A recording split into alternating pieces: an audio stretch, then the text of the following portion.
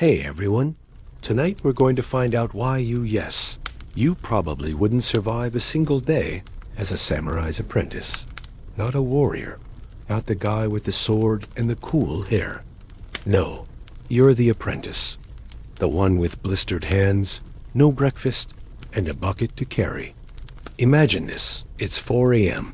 You're 10 years old, maybe 12 if you're lucky, and you're sleeping on a straw mat. It smells faintly of mildew and old sweat. Outside, the wind is howling through the wooden slats of your training quarters. Somewhere nearby, a rooster is considering whether to start screaming. But it won't matter, because before it can even clear its throat, your sleep is shattered by the clack, clack, clack of a bamboo Hayoshiji-2 sticks slammed together by a senior monk with no concept of personal space or volume control. You sit up, your back already sore from the day before. You've got one blanket, no pillow, no fan, no AC, no mattress. Just you, the straw mat, and the dawning realization that you've made a terrible life choice. You were told becoming a samurai would be glorious. Honor, courage, poetic death in the golden battlefield light. You were not told about the foot blisters, rice rations, or the fact that your first task would be to clean the latrine before sunrise. Your feet hit the cold wooden floor, and the chill travels up your legs like betrayal. You shuffle to the wash basin, just a stone bowl filled with water that's been sitting outside all night, waiting to ruin your morning. No soap, no towel, just splash, shiver, repeat. Your nose runs. Your hands ache, and you still haven't even had tea. Around you, other apprentices move in silent misery, each trying to look more awake than the next. The senior student watches you with the squinty-eyed judgment of a man who's already seen 5 kids cry this week. He says nothing, but his silence screams, "You're the weakest link." And he's right. So before you get comfortable, take a moment to like the video and subscribe, but only if you really like what I'm doing here. And tell me in the comments where you're watching from and what time it is there.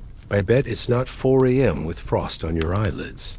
Now, turn down the lights, turn on the fan to some soothing music, and let's get going tonight.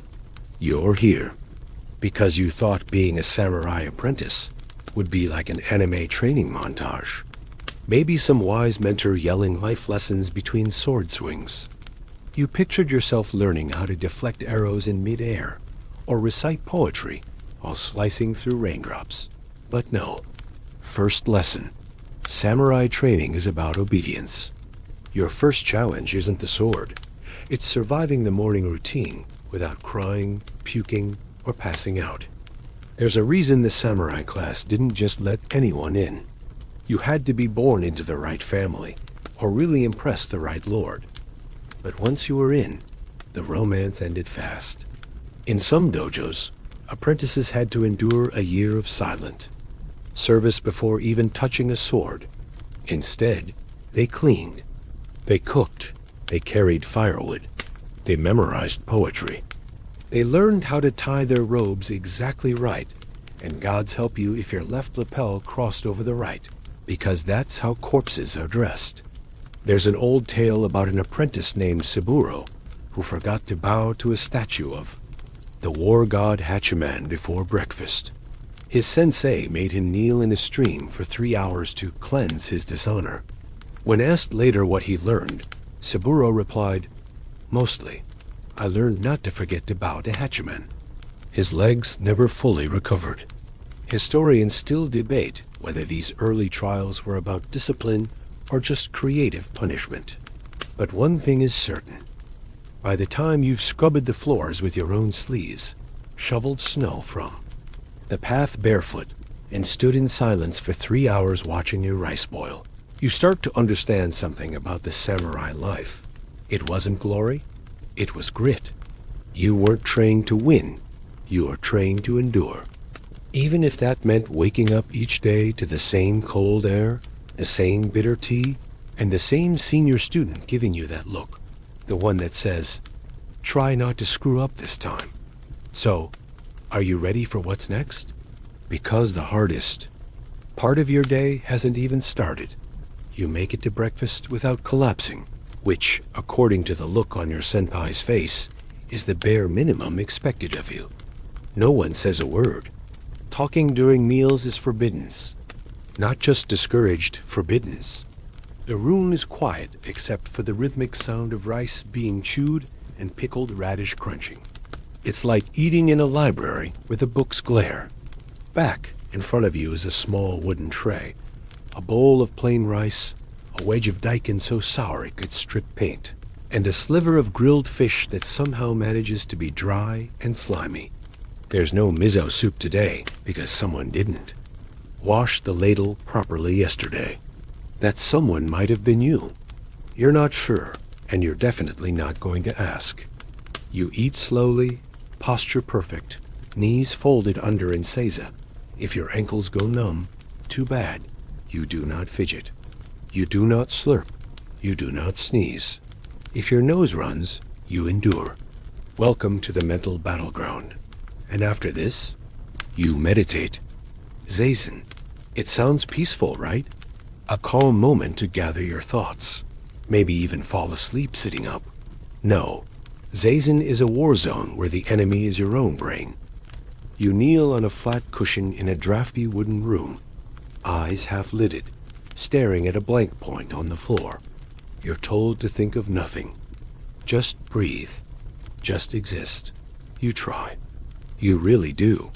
But within 10 seconds, your brain launches a rebellion. What's that itch on your shoulder? Should you scratch it?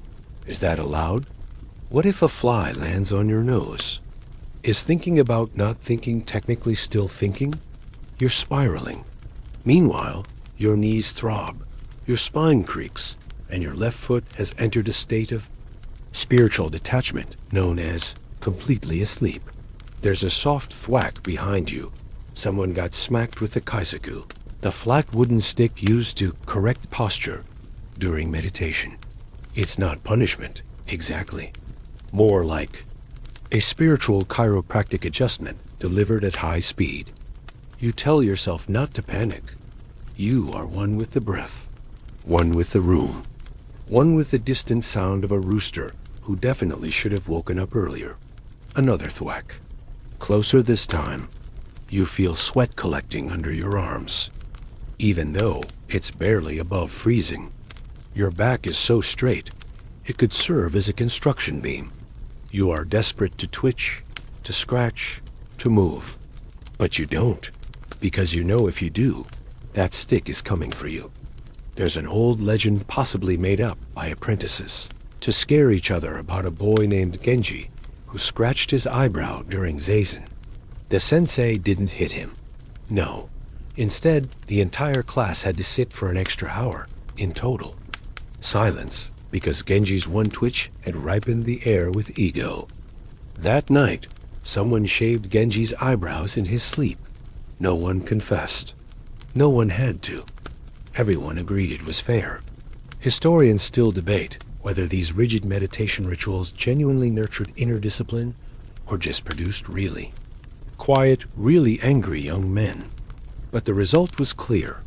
By the end of the hour, your legs are jelly, your nose is dripping, and your mind is strangely empty. Not peaceful, just emptied out, like a soup bowl after someone drank all the broth and left you with soggy seaweed.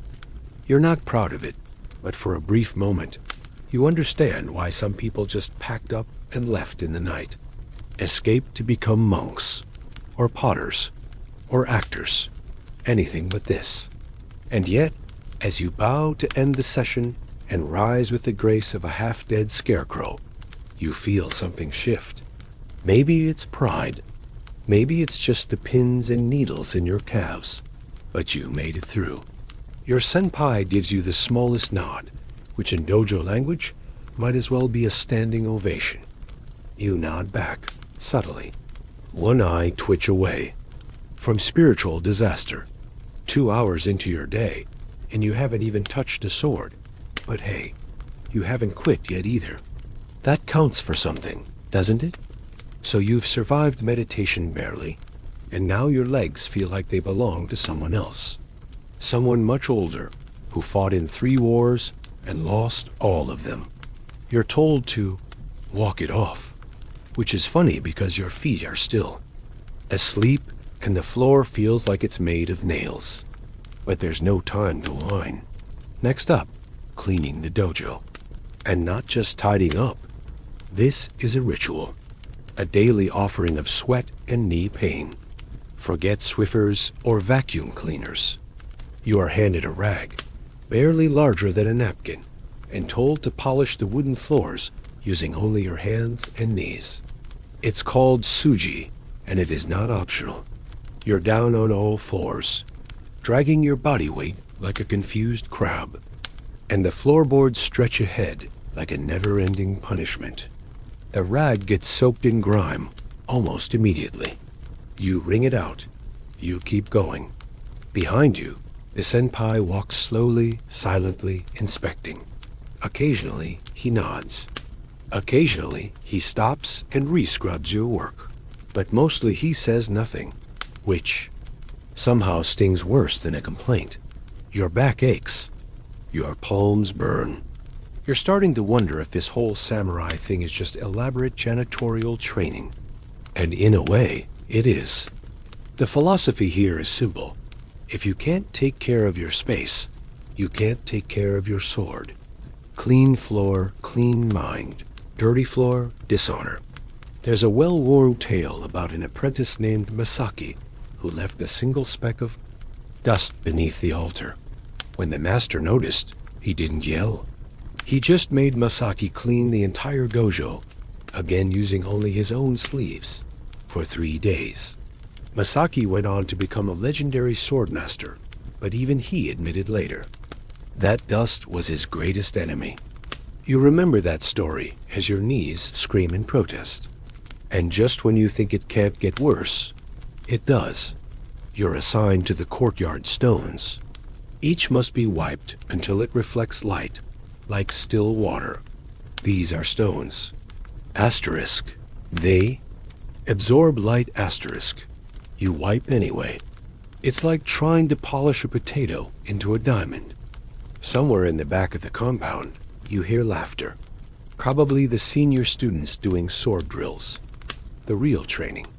The glamorous stuff you dreamed about. You wanted to be the guy slicing bamboo in one clean motion, not the one arguing with a pebble about reflectivity.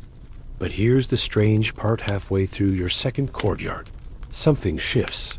Your mind stops arguing. Your breath slows. The rag slides in rhythm with your movements. You're not thinking about honor or survival anymore. You're just wiping, just doing. And in that oddly meditative state, you begin to understand the purpose behind the pain. You're not just cleaning.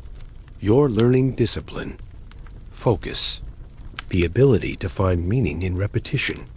A lesson echoed across centuries in ancient Egypt. Temple acolytes spent months hauling sand before being allowed to carve stone. In 19th century Ethiopia, warriors had to herd goats before holding spears. Even in medieval Europe, squires scrubbed armor for years before they ever touched a blade. Different cultures, same philosophy. Humility first, glory later. And while historians still debate whether these rituals were effective training or just a clever way to get cheap labor, one thing is certain: no great warrior started with a sword. They started with a rag. You finish the last stone just as the bell rings. Your shoulders are on fire. Your knees feel permanently rearranged. And you're sweating in places you didn't know had sweat glands. But the courtyard gleams. The floorboards sparkle. The sensei walks by and doesn't stop. Doesn't say a word. That you're told later is a good sign. No rebuke means acceptable. Maybe even impressive. You look down at your raw hands, then up at the glinting wooden floors, and feel something dangerous stirring pride. A tiny ember of it, glowing under the fatigue. You did something today. It wasn't flashy, it wasn't fun, but it was correct. And in the samurai world, that's everything. Now go drink some water. You've earned it. For 5 minutes. Then comes sword training. And if you think that's the fun part, oh, you poor sweet summer apprentice. You thought sword training would be your moment, the epic, wind in your hair sequence, where you finally feel like a samurai in training. Wrong. Because the first time you pick up a bakken, a solid wooden sword about the weight of a regret, you're told you're holding it wrong. Immediately, loudly, in front of everyone. You try again. Wrong again. This time, your wrist is gently slapped with another bakken. Not enough to break anything. Just enough to say, try harder, grasshopper. You barely even lift your arms before you're told your stance is a disgrace. To the dojo. Feet like tree roots, not dancing rabbits, your instructor barks. You would love to ask what kind of rabbit dances, but sarcasm gets you extra push-ups here. So you adjust. Knees bent, spine straight, hands spaced just so. Eyes focused ahead. You feel ready, strong, poised. Then you get hit in the face. Not hard, but hard enough to surprise you. That was the kata drill, and you blinked. A rookie sin.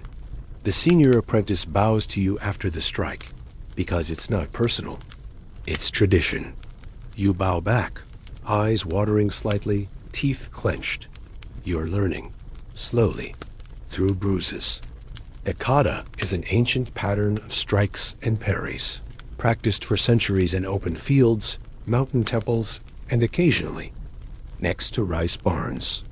The idea is to commit the movements to muscle memory so deeply that your body will act before your mind even processes danger. You try your best to follow along. Step, raise, cut, return. Again. Step, raise, cut, return. Again. You're dripping with sweat. Your arms shake. Your hands feel like they're holding a lead pipe. You look over at the 13-year-old next to you, and he's not even breathing hard. His movements are clean, sharp. You consider asking if he's okay, but he's already mid-kata, slicing the air like it insulted his ancestors. You try to copy him and end up hitting yourself in the leg. One of the teachers raises an eyebrow. You bow in apology. There's no time for frustration-only correction.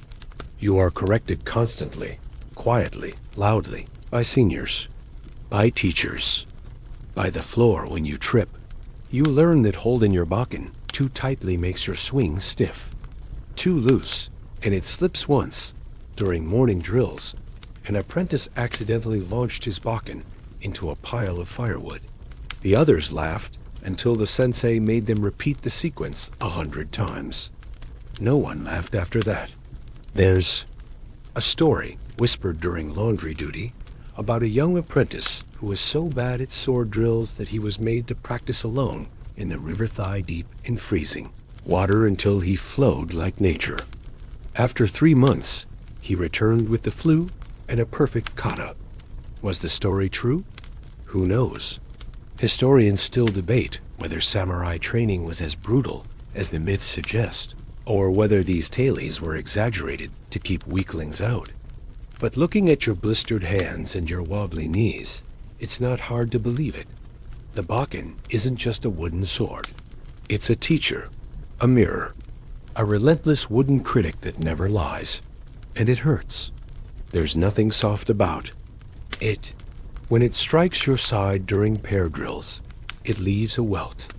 When it clashes against another, the vibrations rattle your arms like an earthquake.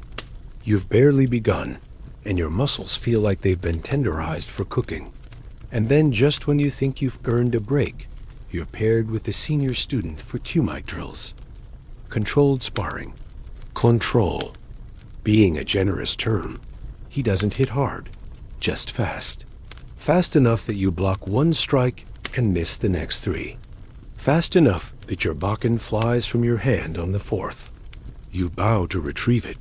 He waits, and then it starts again, over and over.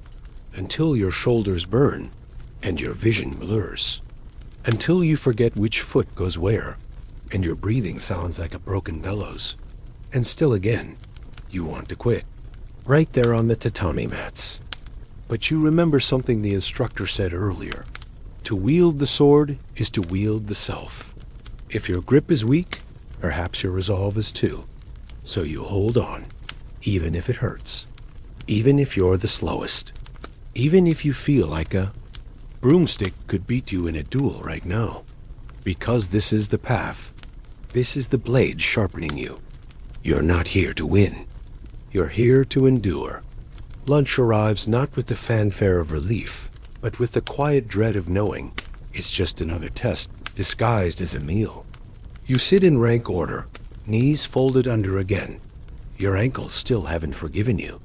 For breakfast, and before you lies the most humble of trays. A small bowl of barley rice, another of miso soup, a pile of fermented soybeans known as natto, and what might be a grilled sardine if you squint hard enough. The natto smells like a gym sock that's been politely buried and then resurrected in vinegar. You hesitate. Rookie mistake. The moment your chopsticks pause, the senior apprentice to your right hisses softly through his teeth. That's all it takes. 50 squats. Right there in the courtyard. While your soup gets cold and your rice dries out, you learn quickly that meals here are performance art. Everything from the way you pick up your chopsticks to how you place your empty bowls must follow form. You sit straight. You don't slouch. You do not drop rice grains. And for the love of everything honorable, you do not let your fishbone touch the floor. There's a story told every year about an apprentice who flicked a sardine spine off his tray during lunch. The sensei, without speaking, picked it up with his chopsticks, placed it back on the apprentice's tray, and made him eat the whole thing again from the beginning.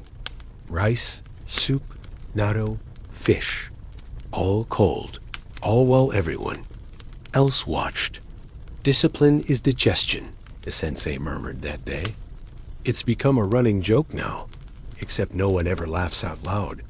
The point is, lunch isn't rest. It's training in manners, patience, and sheer internal fortitude, especially with natto, which historians still debate whether it was originally a food or a fermentation experiment gone rogue. In the samurai context, though, it's perfect a food that challenges your nose, your tongue, and your willpower. You choke it down. It stretches in sticky strings. It clings to your chopsticks like some kind of possessed webbing. And you keep eating because everyone else is watching. Because quitting halfway through is shameful.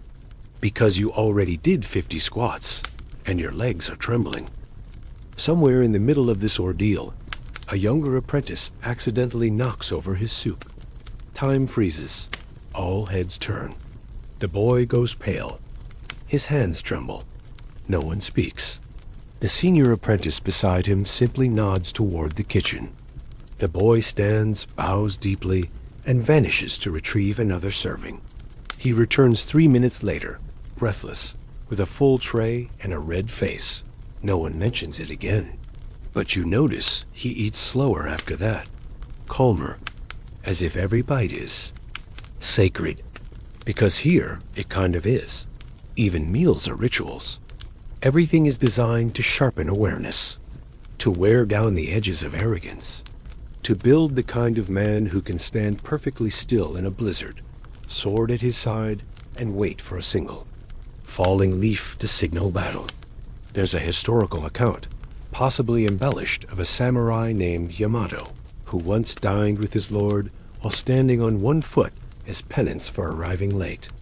When asked later why he didn't just eat faster, he replied, "Speed is for dogs. Precision is for warriors." That quote is carved into a wooden plaque above the kitchen door. You've read it 10 times now. You still don't know if it's meant to inspire you or make you cry. Either way, the meal ends the same way it began, in silence. Bow to your tray. Stack your bowls just so. Carry them back with 2 hands. Wash them without splashing. Dry them without dropping. The entire lunch process takes 40 minutes, and not 1 second of it feels like a break. But somehow you feel lighter, not just from the calories, which, let's be honest, were barely enough to fuel a squirrel, but from the strange sense that you made it through another rite. You didn't mess up, you didn't spill, you didn't fall. That, in this world, counts as progress. You return to the training yard, belly mildly confused, legs shaky, arms sore, but spirit just slightly steadier. Because the path to being a samurai doesn't go through the battlefield. It goes through barley, fermented beans, and 1,000 quiet moments of not giving up. You thought the afternoon would bring action, maybe more sword drills, maybe a bit of archery if the gods were kind, but no. Instead, you're handed a brush. A long, soft, deceptively innocent-looking calligraphy brush, along with a shallow dish of ink that smells like burnt stone and sour tea. Welcome to the fine art of Shado, Japanese calligraphy, where a single tremble of the wrist turns your noble warrior soul into a scribbling goblin. You sit seiza again, of course, because apparently your legs haven't suffered enough, and your assignment is simple. Trace a single kanji, just 1 character, again and again.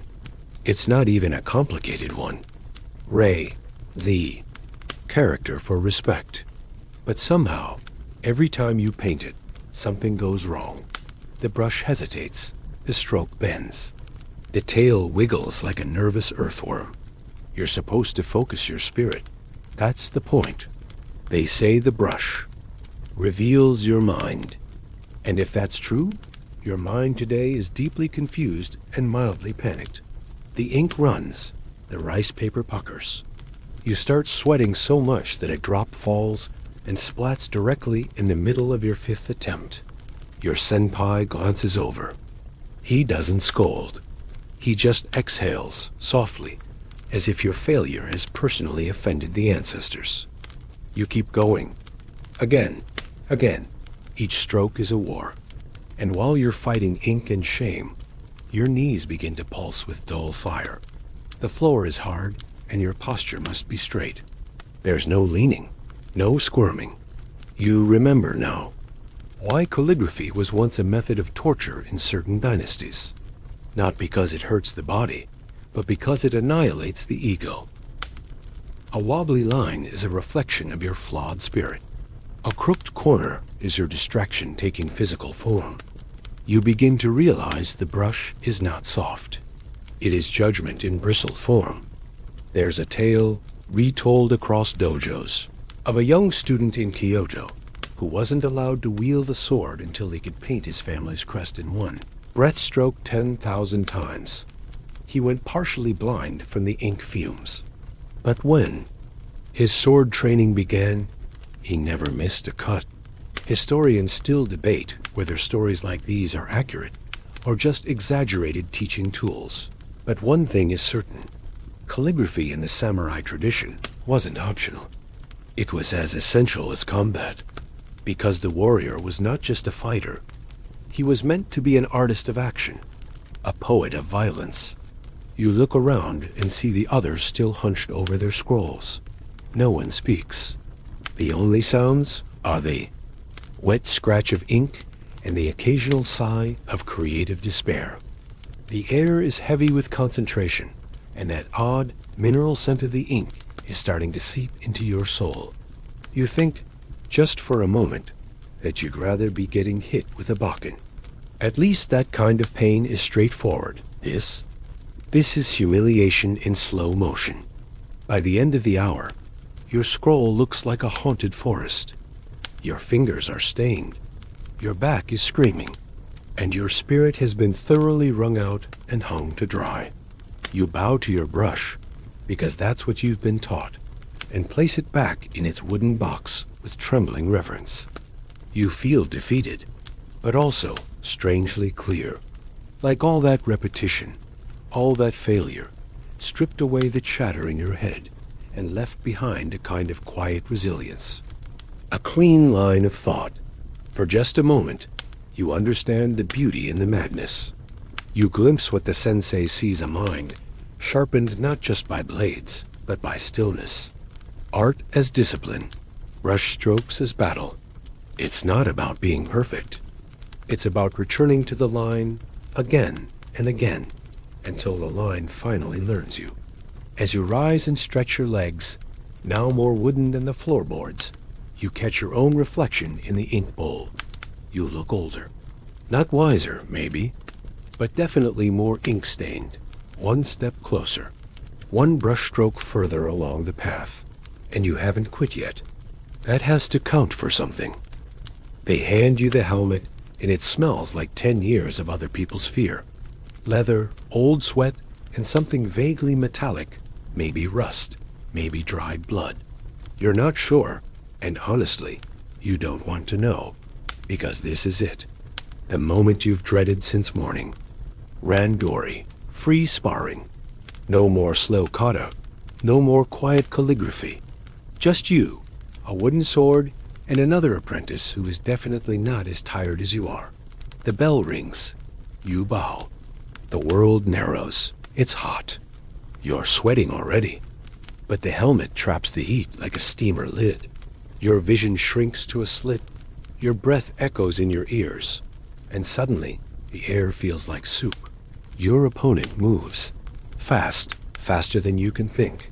The Bakken whistles toward your side and cracks against your ribs with a wooden thump that sends fireworks through your vision. You stagger, trying to remember your stance. Another hit comes.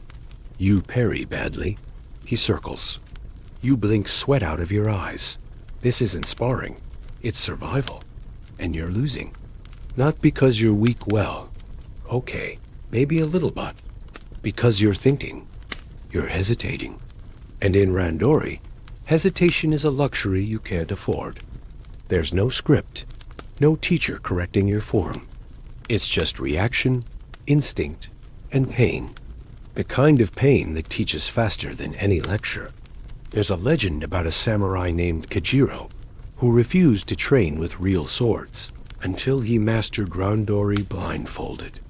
He claimed that the moment you rely on sight, you stop feeling. One day, an enemy crept up behind him in the night, and Kajiro, still half asleep, disarmed him with a broomstick. Historians still debate whether Kajiro was real or just dojo folklore, meant to shame slow learners into faster reflexes. But in this moment, you understand why stories like that persist. Because when the world shrinks to instinct, you realize how many senses you usually waste. Your feet feel the mat shifting. Your hands sweat on the wooden grip. You hear your opponent breathe before you see him move. And when you finally land, a hit not a clean one, but enough to make contact, the feeling is electric. A single spark of competence in a sea of chaos. It's gone in an instant, followed by another punishing blow to your thigh. But still, you touched him. Progress. Then it escalates. Now it's 2 against 2. A team sparring drill. You barely have time to bow before it's chaos again. Wooden swords clack like angry bones. You're spinning, ducking, reacting. There's no plan, just movement. It's like being inside a thunderstorm where the lightning wears a helmet. You get hit again and again, and once in the hand, which goes numb for a solid minute. But you keep moving. You don't run. You don't drop your sword. You survive. Barely. The sensei calls halt. You bow, panting. Your arms are jelly. Your ribs are sore. Your hand might actually be broken, but hey, it's still attached. One of the older students claps you on the shoulder. You flinch. He smiles. You didn't cry, he says. That's a compliment. You'll take it. Your helmet comes off with a wet squelch. Your hair is plastered to your scalp. Your GI is soaked. You feel like you've been in a dryer full of bricks. But somewhere under the exhaustion, there's something else. Something warm. You didn't quit. You didn't collapse. You fought. It wasn't pretty, but it was real. This is where the real training happens, not in theory, not in stillness, but in motion, in pain, in contact. You've heard of the Spartan, a Goj, the brutal training system that turned boys into warriors, or the Mongol archers who learned to fire while galloping at full speed, or the Zulu warriors who trained barefoot over thorn fields to harden their saws and their resolve. Cultures oceans apart, but all arrived at the same truth. Battle is learned in bruises. And now you carry a few of your own. Later, you'll feel proud. Right now, you just feel like a soggy noodle in human form. You limp to the water bucket, scoop a ladleful, and splash it on your face. Cold, glorious, cleansing. For a brief moment, you catch your reflection in the metal surface. You don't look like a samurai yet, but maybe, just maybe, you don't look like a tourist anymore either. Evening falls with a slow, golden hush, and the dojo finally begins to exhale. The air cools, the pace slows, and for the first time all day, no one is shouting, swinging, scrubbing, or meditating so hard they forget how to breathe. You limp toward the courtyard, legs stiff, ribs sore, hair still damp from where your helmet tried to cook your brain. Dinner is simple barley porridge, a piece of root vegetable boiled into submission, and a few pickled plums that make your mouth twist into new emotional expressions. But no one's complaining.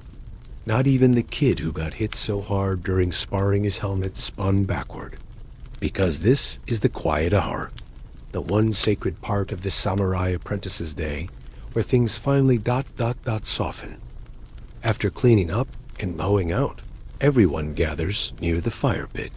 There's no ceremony to it. Just wooden sandals scraping on stone, tired knees cracking as they bend, the soft crackle of the fire as someone adds another log.